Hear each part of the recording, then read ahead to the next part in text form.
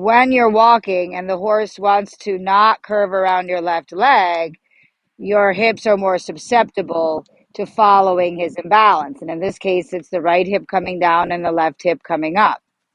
His body's suggesting that for sure. You're not just crooked, you're following him. So there's a couple ways to think about that. You could open your left hip and sit more on your bottom, almost like you're going to hang your hip off the edge of the saddle and sit more on the back of it. Because if the right is up, the right is down, the left is up, right? That's like a teeter-totter effect. Okay, so you've got to get that. That means the left hip is up and forward towards his head. So you want to think of the left hip opening towards his tail. Stop a second. You read my mind, Max. So when he does that, you're lifting up like that.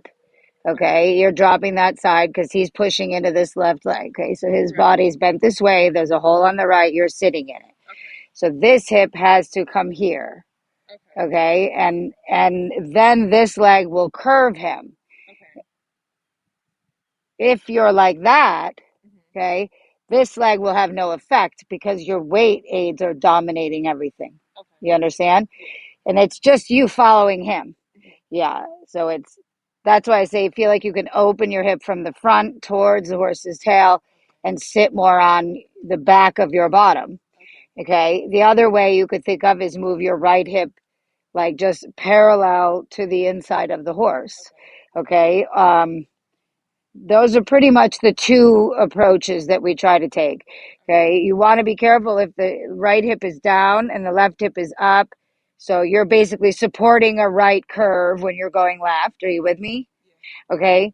And then you end up, see, even me just standing here lifting this hip, my body wants to be that way. Okay. So you're really reinforcing the horse falling left by that position. Okay.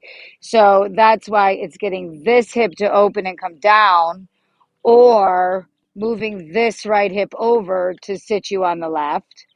Okay. And then turning the chest in the direction you want to go because your hips and your shoulders need to mirror the horse's balance. Okay. That's just the way it is. If you do this, that's what you're going to get. If you do this, that's what you're going to get. At least it provides a channel so that when you push with the leg, it comes around instead of angles away. Make sense? Okay.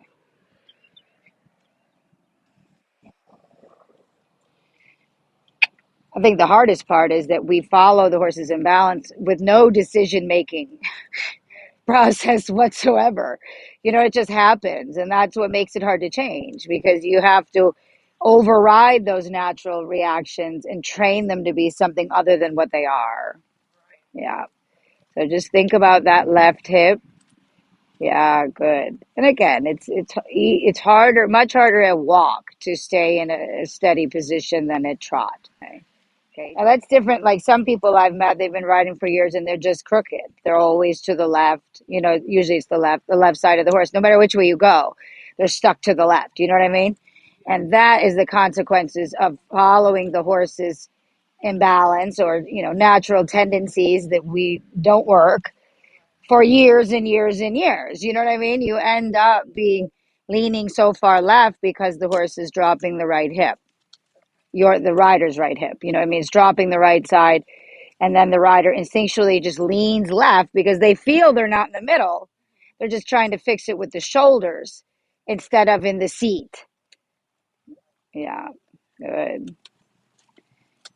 And you can look at it another way too. He's not only dropping your right hip down, but he's pushing your left hip up and towards his head. You know what I mean? That's why some people telling him to open the left hip from the front, that big front bone and bringing it back helps and sit more on your butt. Yeah, helps more than move the right hip over. Some people moving the right hip over, like thinking of putting your right hip on the center line of the saddle can help, or a combination of both. Move the right hip to the left side of the saddle and open your left hip. Exactly. See, then you stay in that position as long as you don't let the right hip come down and the left.